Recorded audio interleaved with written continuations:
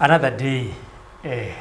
We hope we find you well. My name is Robert Afmane. Welcome to Sly Media, your favorite online television. What you need to do is just to click that button so that every time we go live, you will get a notification and you'll never miss some of these exciting and informative program. And remember also to subscribe to our YouTube channel, Sly Media Productions. Visit us on LinkedIn, also on Instagram, Twitter. We are there. So every time you miss one of our social media platforms, you will find us somewhere. And as you know, it is 2023, and to some they say it's a city season, but it's election time. It's the year that we are also going to have our general election. When, we don't know, but probably at the end of July or August, the date will come from the relevant authorities. And as you know, when it is that time,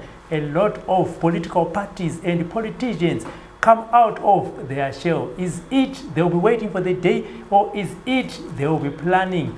Today, we have another exciting character that we have also seen probably on several social media platforms and in traditional media, who has said, I can take Zimbabwe forward. Is he one of those fly-by-night politicians? He is here to answer those questions. The name that I'm talking about, the man that I'm talking about, the politician that I'm talking about is Robert Chapman. Robert Chapman. Pleasure. Good morning. Thank you for accepting our invite to come and share your political story. Thank you very much for having me. And as you've heard when I was saying, is it, or are you one of those fly-by-night politicians who say, well, I have nothing to do, or I have some few dollars to spend. Why not just throw my name in the hat and, you know? No, so great question, and I'm glad you asked it the way that you asked that question. A lot of people are busy making comparisons, not asking the direct question, and you did, so thank you for that. To answer that part, starting with the last statement of the time and money, I do not have a lot of time. Like today is actually my son's first birthday, and I'm not with my son. Oh, happy birthday to the son. Thank you. So it's his first birthday, and I'm missing that. So if I was thinking about spending time, I'd rather be with my family and my son. Money-wise, if anyone is looking at campaign budgets and expenses, it's very expensive. Even for me, it's surpassed what I thought we would take for us to get this done. So it's a very expensive process. So I'd rather spend the money on something else. Maybe more resting and more comfortable than what we're doing. But let's get direct to the question. The answer is no, we're not fly-by-night. As a candidate, I'm not fly-by-night either. I believe in institutions, and so we have put that foundation in place for the Democratic Union of Zimbabwe to withstand not just this election, but many elections to come, where candidates will be fielded over the next generations and over the next decades. So the goal is the institution to be bigger than any individual that's in it. And so we want to set that precedent, that example for also our governance in this country, that no individual is greater than the state house. The institution of government is greater than the individuals that occupy them, because they're temporary. So we want to make sure that it progresses. So no, we plan to be here for quite a long time. Okay, so what was the motivation behind to say, now I want to join politics? Very great question. I started off trying to see how I could contribute to Zimbabwe from a private sector standpoint, which is an area that I enjoy very, very much. Never really thought of being involved in politics very early on, but I realized as I traveled through the country, people are hungry. The country was not progressing. Things were not changing. We couldn't tell the difference between folks that were leading the country in a bad way, and then other candidates or people coming in saying we are the alternative.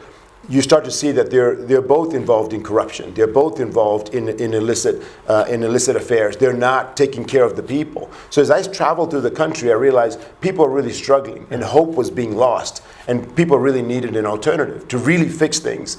And the only thing that I could do is, and it really ate at me and bothered me, and to be honest, even makes me angry that as country, as educated as we are, as loving as we are, we're not really violent. We're not violent people. Zimbabwe has got fully educated and loving folks just completely taken advantage of in the name of bad politics and bad governance, on either side you look at it, it didn't sit well with me. The next question is, what could I do? Yeah. And that one was, let's do something about it. Let's go in and get our hands dirty and uproot this weed that's been eating the country. So for me, the motivation is the people. Is really making sure that our country, it has to progress. We have to move forward from where we are, and we have to do it with our people and our citizens. So I decided to step into the game and not just be a spectator, but really be in the game and fight for the change that's needed for the country. But look, politics is a dirty game. Why then, not invest your time and money? Like you're saying, you're supposed to be with your son on his first birthday, but you are into politics. Why not just leave it and say, well, I can just build, the future for my family, not for every struggling Zimbabwe. No, so, I understand the sentiments you're bringing. It wouldn't sit well with me. If I were to look back on my life, in my later years, I know I would regret not trying to do something. Okay. My family itself and how I grew up is a family that has always been involved in community and taking care of people. I've said this story many times. My grandfather was an educator in Chinoy. He made sure that Chinoy had viable schools that were either not, that were not tied to sort of like mission, but he was the first one. Okay. And my grandmother has been part of, institutions that have taken care of many children through her career. So I've come from a family that's always been loving and caring and involved in community. I had done what you mentioned, sort of step away from it, live in the diaspora, and many are doing that now, saying, man, this thing is so toxic, this thing is so polarized. Yeah. If I even bump into a politician, I'm going to be chastised online, they're going to say something to me online, they're going to make me pick a side. For me, it's worth going through that if I know that we change the conversation and we change the actions that citizens take in this country. And that's why I'm very proud of what I'm doing, the sacrifice my family's making. My wife is absolutely amazing and understanding. My children are going through a lot, of course, and they're seeing what we go through. My family sees it, but I know that I'm not alone. I know there are other citizens that feel the same way, that, hey, we've been living sort of this hope and this dream that doesn't seem to come real. And what we're doing is we're completely going the other direction. The government of the day is not helping the people. And now we're seeing opposition eating at the same table. So where do we stand as people? Where do we stand as citizens? So I believe it's worth it. Yeah, quite a lot of issues that has motivated you to come into politics. Between the two, the Robert Mugabe era and President Emerson Mnangagwa, and now, if you compare the two, do you think the life of Zimbabweans has been better coming from independence? I don't know how to answer that question now. The answer is no, absolutely not. Listen, they failed to take care of people. I think the intentions, I was young during independence and not really involved in it, but I'd like to believe that the intentions of independence and freeing the Zimbabwean people was built from with the right intentions, because the oppression of the Rhodesian government, it was very oppressive, right? So it was very, very oppressive, and the idea was we liberate the country, we free the people, and then becomes our country thrives for the people. That hasn't happened, and if we do comparisons and start looking at political lifestyle. Yeah. And citizen lifestyle, the gap is larger than it's ever been. So it has not moved, the needle has not moved. In fact, I believe it's become worse. The problem is we're now informed. So back then there was not enough technology or information available that people could really assess, is this real, is this not real? Are these people engaged in this or they're not engaged in it? Today, there's so much information now that within 5 minutes we'll find out, or you'll figure out that someone who's supposed to be advocating for the momentum and the growth of this country is now eating at the same table and sort of selling out to the citizens' dream and hope that, no, we sent you to government to change things, to improve things. Now you're enjoying the cake. And so where are we left? So no, it has not improved at all.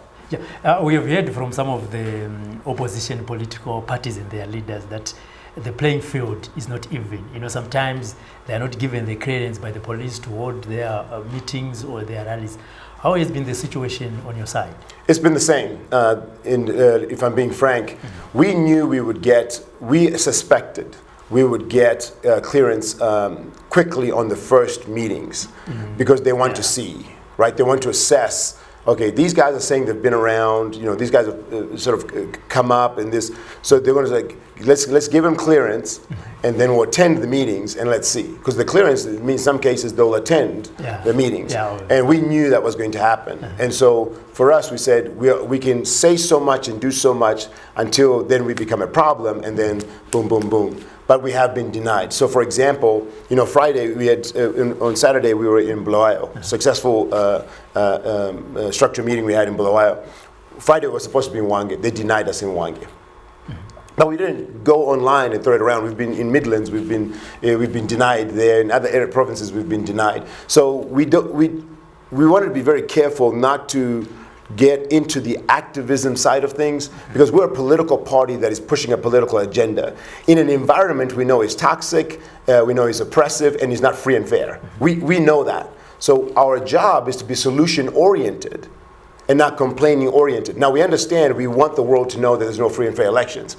But I think in Zimbabwe's context, the world already knows that. What they want to see and what Zimbabweans want to see is, do you have leadership to navigate these challenges that we seem to be involved in? So if you're in the political game, you have to know this thing is rigged against you. Especially on the opposite, whatever opposition looks like, this thing is rigged against you. So if we know we're going to get denied, we could continue to apply different strategies to ensure that we continue to galvanize mobilize citizens to register to vote. We continue to galvanize progressive messages and messages that show love and unity in the country. And so that's, for us, we focused on the solution and not the problem. We anticipate those to come. We hope they don't, but we know they will. And we just continue to move forward. So we have experienced those. Nowhere near the degree of some players have been in a lot longer than us, but we're not exempt from the challenges. Do you think the economic challenges that we are facing in Zimbabwe right now are man-made or is because of external forces? It's a combination of factors, right? So the first one is they are man-made, right? So if you think of inflation and currency manipulation, while the rest of the world might have gone through some level of inflation or even supply chain mishaps due to COVID or whatever the case, our economic instability didn't start in the last last 2 or 3 years. It's been going on for quite some time. Even if we look at sort of the currency process right now with dual currency, we've been here before with hyperinflation, and now looks like we're moving right back to the dollar again. And so this is all man-made. The issues, we have not fought corruption. We haven't really gone and fought corruption, and we haven't really held accountable the people in government when it comes to this issue of corruption. It is number one at the top and paramount to this country. We are wealthy. Zimbabwe as a nation is a wealthy nation. The problem is we don't have accountability measures inside. And what happens is we're busy whispering in each other's ear and saying, oh, this is going to change, it's going to change. But when we start digging deep and having deeper conversations, we realize that we don't have a system in place that is ensuring that the economic viability of this country serves the people and its nation.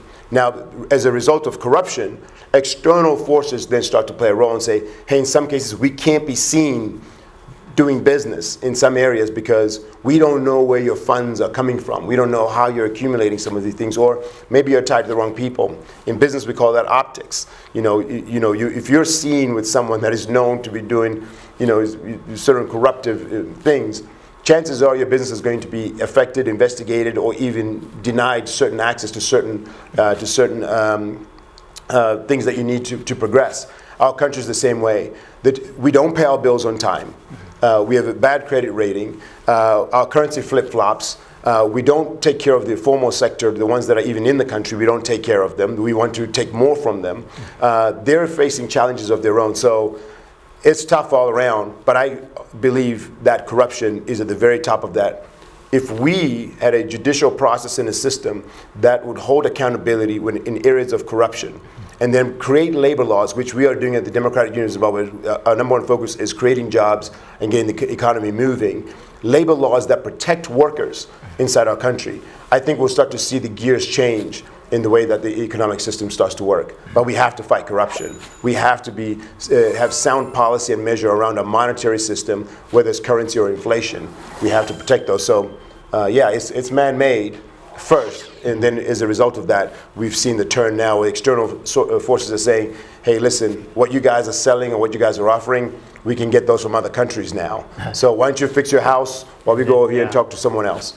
Robert, you talked about the issue of the opposition sitting on the same table with the ruling party eating, the bigger part of the cake, which is supposed to be given to the citizens. Can we put it on record that come 2024, Robert will not be eating on the same table with the people that has made Zimbabwe what it is politically and economically today, what it is like? 100%. In fact, we expect that from all our candidates. Listen, we understand how tough it is being a civil servant in this country. We completely understand that. But there's a process of principle, which is why our code of conduct is very, very important. It was one of the key founding things that we had to put together was, when we carry ourselves in this country, are we moving in a way that people believe what we're saying and what we stand for? If we're saying we're anti-corruption, we cannot be involved in any part of it. Or find ourselves in celebration of things such as we saw in December, the $40,000 loans, or the $300,000 gifts or the $500,000 gifts. Yeah. Meanwhile, regressive policy are being pushed by Parliament, and we're expecting the very same people receiving these funds to protect the citizens in policy like the PVO bill, the delimitation reports coming out. Well, all the while, there's loans floating around. We have to have an honest conversation about, are we carrying ourselves in a manner that represents people? Even if they said, I have nothing, but because my people and my constituency are suffering, there is no way I can take this loan at Christmas. There's no way I can take this gift. I'm going to go stand with the people. Our country would change if we had leaders that stood that way. So you are saying, if you were in parliament right now, depending on which side you are, as an individual, you are not going to accept that gift? 100% not.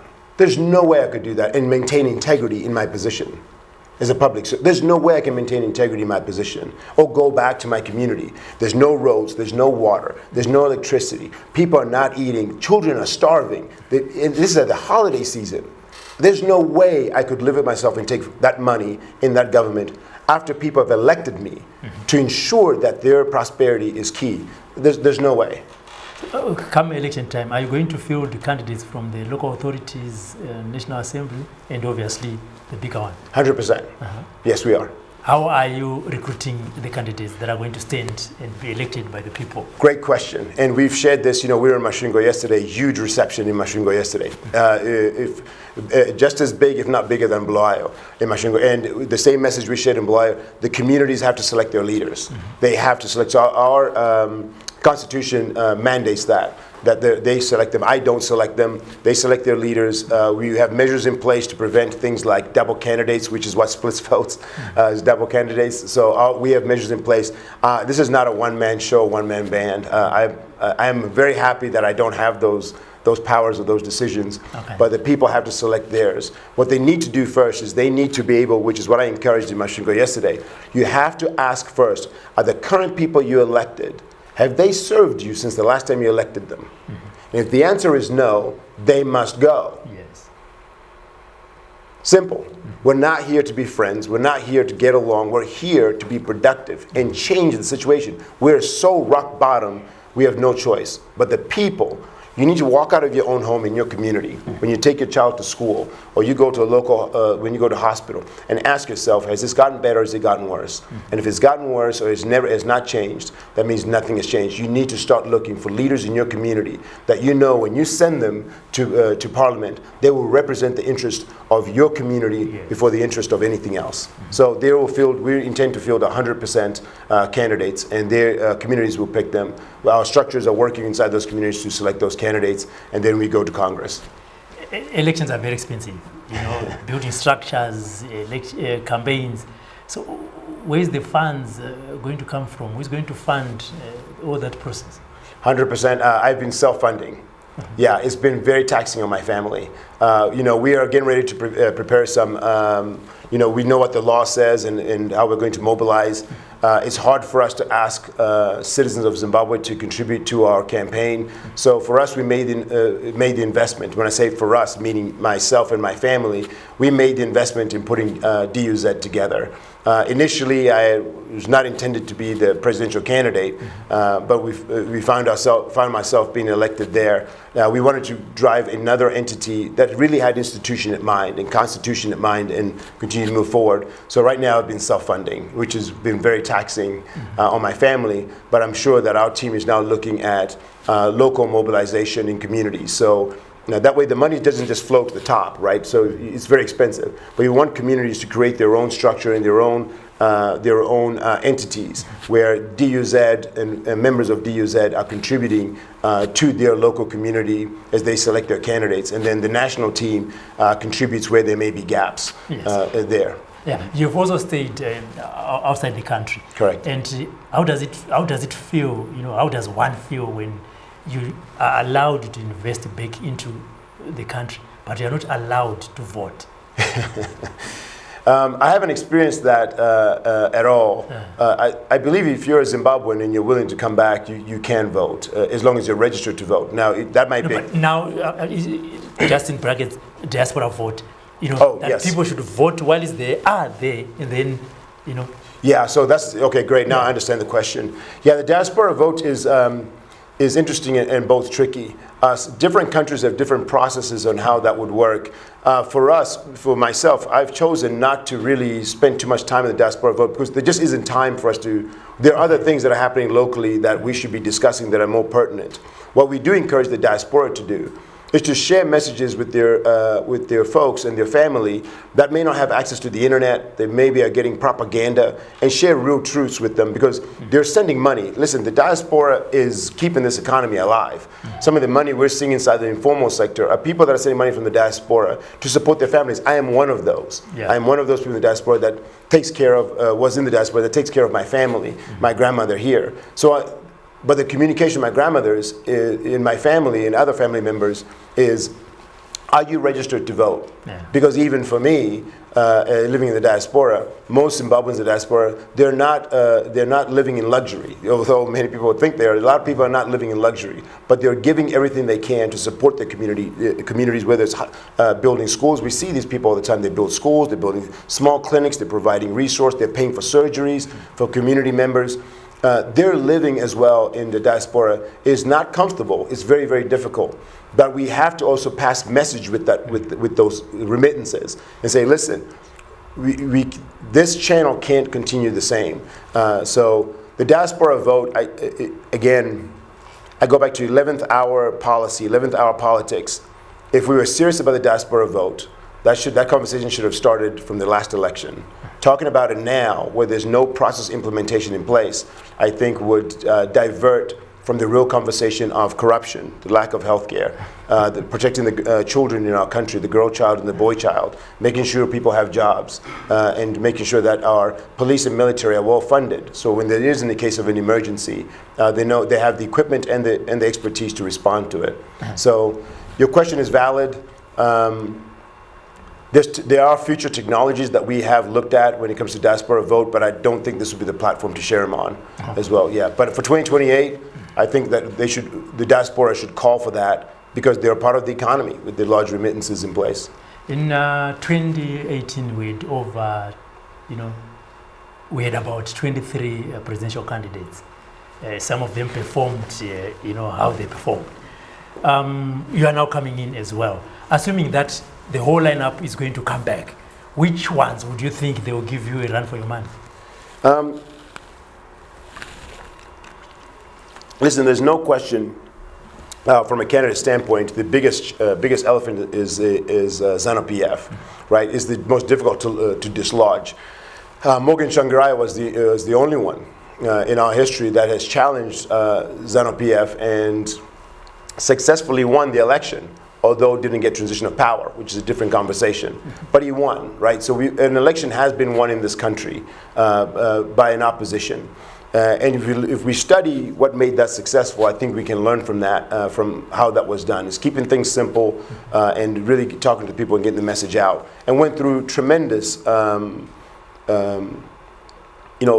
and heartache to get that result, right? So today, there's no question that I'm not really worried about many of the candidates. There's two that are the ones that were really we would be challenged with when it comes to garnering votes. Number one, of course, is ZANU-PF. Is the system, and the system is rigged, preferably in their direction, of course.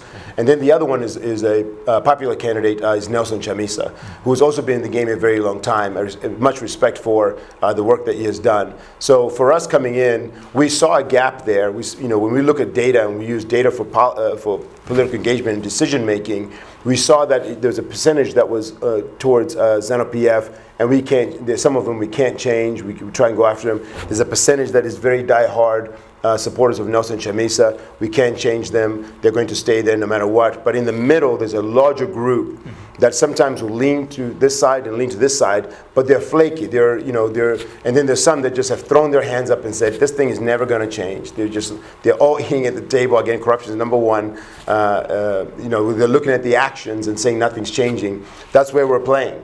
We believe that field is much, much bigger there. The difference is we have to have a direct conversation about what's affecting our country. Not the personality of politics, not the personality of, I did this thing some time back, and I should be rewarded with this. No, it's all based on performance and being able to execute on the strategies to move this country forward. And so for us, we believe that the people that are in this center category is where we would play, and we intend to give them the run for the money. A lot of people say, coming into the game at the time that you did, coming into this race at the time that you did, do you feel like, is there something there? Where are you? I challenge that notion to say, the fact that people have been in the game for so long and nothing's happened, do you not suspect that there is collusion there? So for us coming in is really disrupting the entire political system that is rotted to its core. And that's where we stand. And those are the people in the middle, because they see that. And the numbers and statistics show us that number is greater than each one of these pockets on this side. And after the elections, President Mnangagwa invited all losing presidential candidates and formed political actors dialogue, Pollard, and said, come, let's hear ideas. Do you think it's a good idea, it's a good project? And as an outsider, do you think it has achieved or done anything for the benefit of the citizens? That's a very straight answer, no. So we'll just leave that one there. Yeah, I have no intent of joining Pollard. There's nothing there. We will go back to our camp, win where we win, and then we go back and reorganize and look at what 2028 looks like, and we keep moving forward. If we win the presidential election in 2028, DUZ runs with DUZ and its national team and continues moving forward as a party, and we do our jobs as civil servants.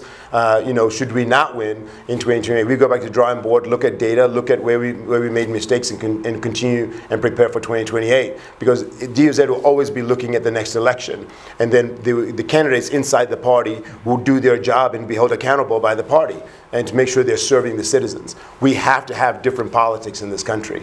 So Pollard, no. There's a group of politicians as well and business people who are saying, let's postpone elections and focus on the economy. Let's form a government of national unity. And the agenda, has been talked about in the media and social media platforms, try to push it to the electorate so that probably they can also accept and buy the idea. Do you think, as Zimbabweans, we should postpone the 2023 general elections, form a government of national unity, and move the economy forward? I think it's important to look at what the people want, and if the people choose that, then we have to respect the choice of the people. The question I would ask is, who's wanting that, right? So far, as I said, it's coming from a group of politicians. Correct. And a group of business people. Yes, and we have to ask what their intentions are. Yeah. Because if we're saying that we're going to violate the Constitution, which means the elections, people should have the right to vote, then the individuals calling for this, have they sought that right from the citizens? With the Constitution, they don't make that decision as some sort of whatever they like, it can't be just done and say we're going to pass this through without consulting citizens. They're elected officials by citizens. They work for the citizens. So they need to go back to citizens and say, hey, we've got this thing, let's fix it. For me personally, no, the elections should continue. The elections should go as mandated by the Constitution. The moment we open that door and open that pathway that we can just decide that we're not going to do something that is mandated and enshrined into our nation, we're going to open up the door for many other excuses and many other bad behavior. My answer would be no. If you have done a poor job in getting the economy where it needs to go, you need to leave. You need to leave that office. Yes, that actually was going to be my next question, because what we have heard, is mainly coming from this group of politicians to say, let's form a government of national unity. In your own opinion, why do you think these politicians will say we want a government of national unity, not go for elections? Because they're afraid they'll be removed in the elections. They've done that's what I said. People are informed. People think that some of these folks are such in high towers. Yeah. They don't think people are informed. People are informed. They know that in order for us to get change, this has to change. They see other global measures, other countries that are removing sort of tired politicians or exhausted politicians or comfortable politicians. The global race economically requires zeal. It requires thought process. It requires strategy. It requires you having a global perception of what's moving and shaking in this world. And then where do we fit into that? Do our domestic policy, trade policy, and international policies compete with the global market? So if they're saying, no, we need to fix the economy, no. We need to fix you to fix the economy. Mm-hmm. We need people that are competent and have a global understanding of how these things can be done and be developed. Not 10 years from now, 20 years from now, right now, because the ground is shifting as we speak, both from international trade, even to the on this continent as well. One of the greatest opportunities we have is the African Continental Free Trade Agreement. That doesn't seem to be working very well in Africa, and being able to pull our countries together and be able to sell amongst each other and trade amongst each other before we look beyond the continent. So if the economy is failing, that means we have people that are incompetent that are leading that economy that we need to replace, and the elections should do that. So okay, so tell me, Robert, come on the election day, convince me why, as an individual and the viewers that are watching, I would say today I'm going to wake up at 3 a.m., join the queue, and cast my vote on Robert Chapman as my presidential candidate. Great question, and thank you for that. The first thing I would want you to do is take a look in your environment. Mm-hmm. Really meditate and take a look in your environment and ask yourself, has what you've been doing working for you? Right now we're sitting in the city of Harare. Mm-hmm. Do you believe the capital city we're in right now is currently functional? Mm-hmm. This is a city where has been led by opposition for decades, and also the main government offices and its entire infrastructure is in the same capital city. And neither one seem to want to be able to develop this city correctly. If that has not worked for you, then I am telling you that we can deliver change. I am promising you that we'll deliver jobs. I am telling you that we will upgrade this city and this country the way it needs to be and bring it up to speed. I guarantee you that our 3 pillars, prosperity, you will experience personal prosperity in your life through the DUZ like you've never done before. We will be winning, and we will be making sure that we push for personal prosperity and the protections of that prosperity. Number 2, the justice system. For us, justice is number 2. It's at the pillar. It's one of our pillars in our. Sorry. No, you can go ahead. Yeah. The justice system is very paramount. We will make sure that that judicial process works in your favor, and that pillar is the most pivotal pillar where we are committed to. So if you have not experienced the way the judicial system is working for you, right now we're talking comfortably. Job Sakala is locked up right now. And I'm not saying this for political mileage. Yeah. This is an active MP. I would say that if this was any MP, but he's locked up right now. We've got other members of parliament and other individuals walking scot-free with illicit, corruption charges and so forth. Yeah. So we know that's not working. We have issues where the justice system is not serving the people when it comes to protection of human rights. Being able to even in the selection process, the judicial system is not protecting the candidates from exercising their right to campaign. So when we look at that, if that system has not worked for you, and you look back in the last 48 years, or 10 years, and people have not been able to put in reforms, that government is not serving you. DUZ is going to come in with a thrust that is going to ensure that we focus on 3 very simple things: prosperity, justice, and modernization. Vote us in, come in, take the time to register to vote, come in, stand in line, vote. Let's stand there together and protect the vote, and let's have fun building this country. So, going on other candidates, members of parliament and councillors, what is going to, I know that the people, the candidates are going to come from the people. Are you then, as a party, do you have, sort of guidelines to say the kind of a person that we want should be like this? Because we have seen politics now is like a career in Zimbabwe, where someone says they are not going to represent the wishes of the people, but they are going there for self-enrichment. Once they are voted into power, as you've said also, they forget about you, because they are now getting the salary, the allowance, and everything else. So, from your political part, what kind of candidates would you say they should be and represent the people? Great question. Great question. Because we've even done our data and we can tell where we can penetrate, and we're based on the quality of the candidate. Yeah. And when I mean quality, I'm talking performance and so forth. So we do have a template on how to look at that. And it's not based, I know a lot of people, even in my engagements, are looking at sort of political length. How much time have they spent in politics to determine that as the apparently that's the measuring stick. Someone who potentially be a good candidate, and of course that has not worked. We have templates in place. There are some people that are either religious leaders and are leading people. They're serving their community in a tremendous way. They're making sure that children are eating. They're making sure that our elderly have access to care. They're driving people around town to make sure they have certain things they need, or they're delivering food to people's homes. That leader, that servant leadership is what you want to identify in your community, even if they're not in politics. Now, some will be afraid to say, whoa, I see this is extremely polarized, potentially could be dangerous, because there is violence, in particular around election season, as we're seeing, both verbal and physical. They may not want to engage. At DUZ, we're talking to them and encourage them, say, look at the community. How long can you keep doing this? Sort of, supporting the community when you don't have the support at government or at the top. Let's get you there with the support team that you have, either national or local level. Let's get you there, and you're not alone. We're not going to leave you there alone. If we see you swaying sideways, we're going to hold you accountable. If we see that you're not performing well, we're going to help you pull up your socks. So we do have a framework for that. And it's not just, I want to be very clear, it's not just people that come from the political spectrum. There are leaders in communities that we may not know about. If I was about to say, tikaenda kumbere kwao, tikaona kuti kune munhu arikutoshanda, arikutogadzira ipapo pa community pake, but as in politics, iwone atumbomziwe munhu yeye. Ngatiye notara naye kushamwari. Zvaurikuita guys, you've been working a long time. Uya kuside kwedu umboverenga constitution yedu, umbotaura nevanhu vedu, unatsoona kuti isusu tiri vanhu vasingaite violence, tiri vanhu kuda kuvaka nyika.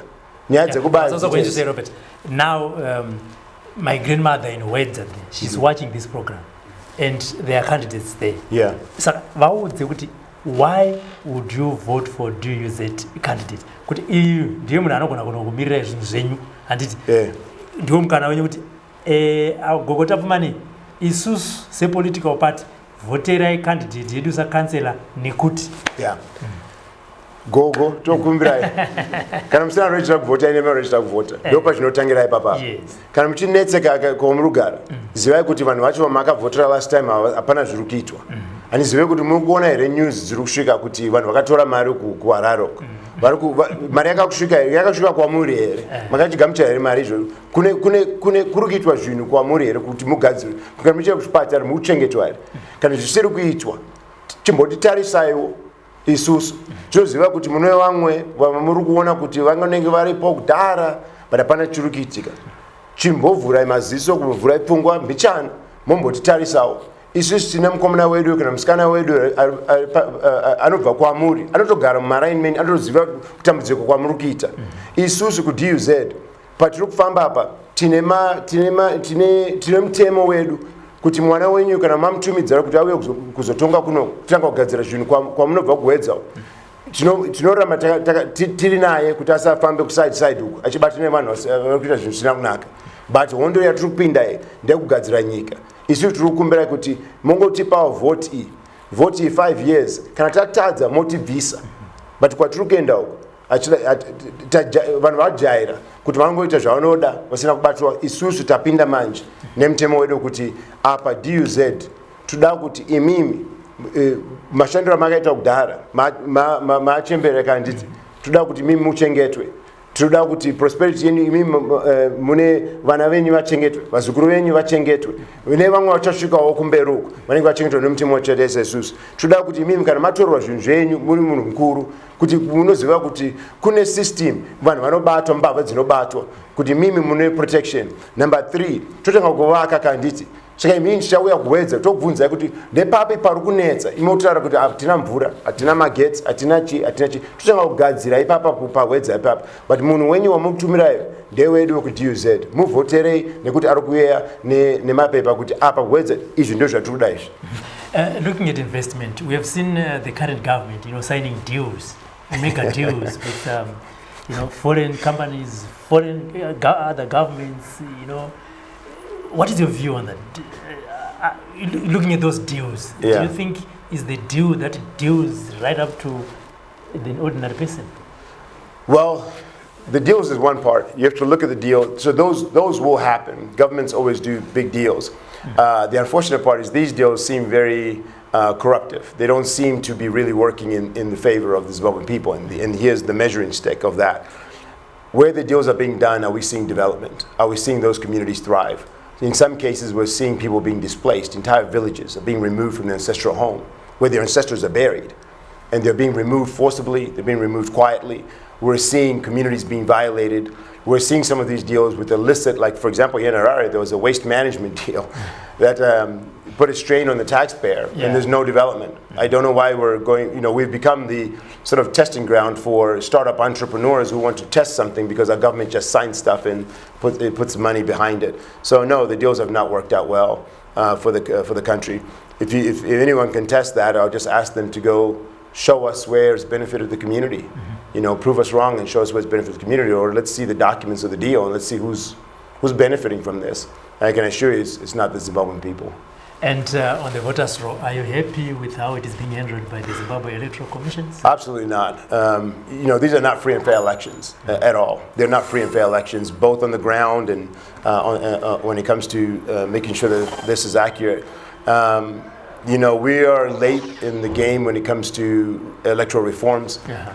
That's a conversation I hope I hope you guys pick this up and really go back and look at how did we end up where we are with the ZEC we have today, all the way from the GNU. It's very, very important that we look at that, where have we missed opportunities and failed leadership, and now we have what we have.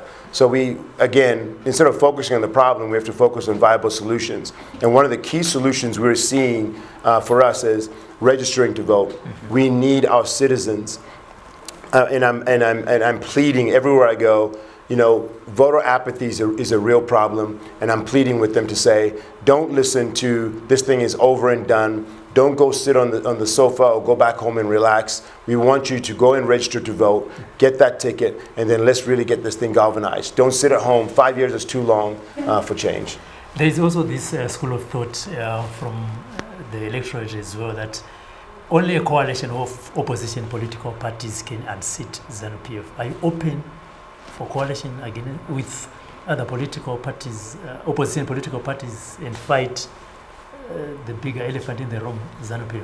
I believe so. I believe the citizens are right, and the reason they're right is because that has been done before. The unseating part is different, as we mentioned. Winning an election has been done in this country by opposition. Transition of power is a different dynamic, but today we're in a different climate with access to information as people may be different from 2008.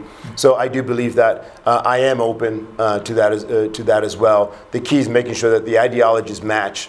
We've seen things fall apart within opposition due to personalities and not really national interest. So we want to make sure that when we look at what do we want best for our country, those coalitions are formed with that foundation in mind.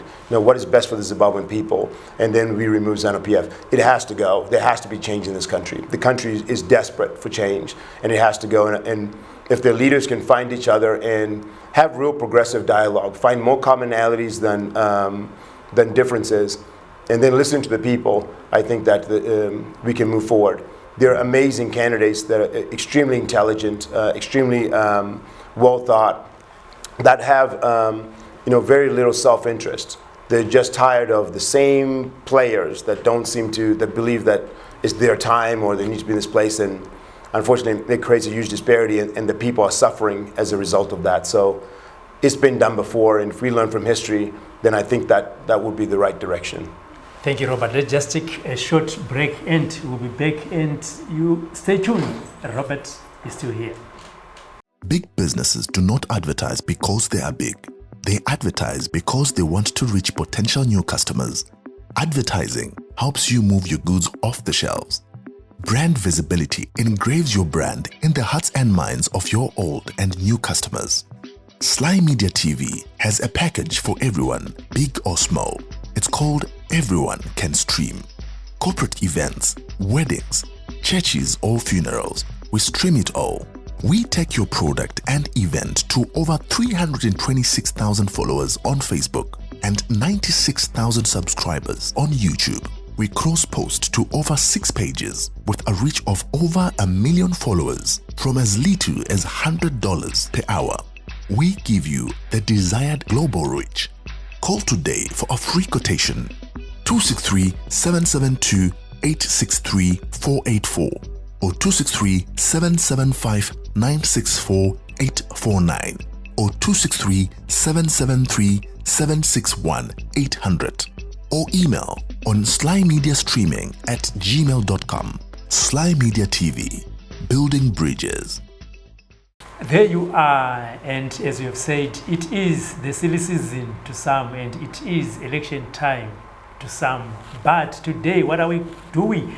We are introducing another presidential candidate, Robert Chapman. We have heard the reason why you and me should go and vote for him, and also why go kumusha vati aiwa inini ndakunovhotera nhengo inenge yakamirira bato ravo. And as we go to the end of the program, Robert, your view on Zimbabwe and the international community, the relationship. Oh, we have the opportunity to be a big part of that. The international community that I would like to focus on initially would be Africa. Is starting here within SADC, and making sure we're working with progressive partners we're seeing in Zambia, with President Hichilema, working with the progressive parts of our continent, and seeing how we can make sure that Africa progresses forward, and then look at the global markets. For Zimbabwe, we have an opportunity to be the centralized or industrial hub and manufacturing hub for Southern Africa, for any international company that wants to operate here. We see a lot of cars like Toyota, Nissan here in the country. We want those parts and those cars to be assembled and manufactured here in Zimbabwe. We sit center of the SADC region, and so it would make sense for us to be that hub. So the problem is they don't trust us. We don't have a judicial system that protects their investment or protects the labor laws, labor that's here as well, the labor workforce. So they can't be seen in doing business in some of these areas because it will affect their stock. And so without knowing that knowledge, it's important that people understand why the global market looks at Zimbabwe and then at some point says, let's wait and see if change is going to come. But they're not seeing it. So they're making decisions and going to other African countries or going to other regions of the world. So there is a huge opportunity for us. Part of that is also ensuring that we also invest in our youth and making sure that our youth get those jobs and making sure that our youth have the technical skills for us to be competitive. Because if we were to bring those industries here to Zimbabwe and we don't have the right population or the right workforce to put them in place, we'll find us with a huge immigration policy. People are going to leave other countries and come here. But we want the Zimbabwean people to benefit from that structure. So the first thing we would want to do is ensure that we have technical schools and training programs around the country that ensure we are providing good talent and make sure that talent is not leaving the country. And for those that are in the diaspora of Zimbabwe that have been sending money back home and taking care of them, and you're yearning to come home inside a DUZ government, a Democratic Union government of Zimbabwe government, led by Robert Chapman and our team, that you know that you can return home and be part of that modernization and prosperity movement that we have. Malema calls SADC the old boys club, where these politicians, especially the ones sitting, protect each other. when it comes to election time, after the counting, it's either the elections were free but not fair, or they were fair but not free. But you know, they just leave things like that. They also make, according to him, public statements, you know, that gives hope to the people and say, oh, they are going to act. But on the ground, probably they will just go and say, my friend, it's business as usual. Do you have faith in Saturday? No. It's probably as simple as I can Why? say. Oh, because he is correct in his statement. It's an old boys club. As we mentioned before, we have had opposition win an election in this country, and we didn't have transition of power. And Saturday was there. Right. So, I mean, that's about as simple as I can say it. Yeah. So what needs to happen is each country has to take responsibility and really put change in. And so we don't want our citizens in Zimbabwe sitting on the sidelines of this. This is the opportunity here in 2023. Register to vote. Go out and vote. And stay there and protect your vote until that V11's on the wall. Because no matter what SADC does in the Old Boys Club, we can remove them one by one. And countries are doing it. We've seen it in different parts of the region, but he is correct in his statement.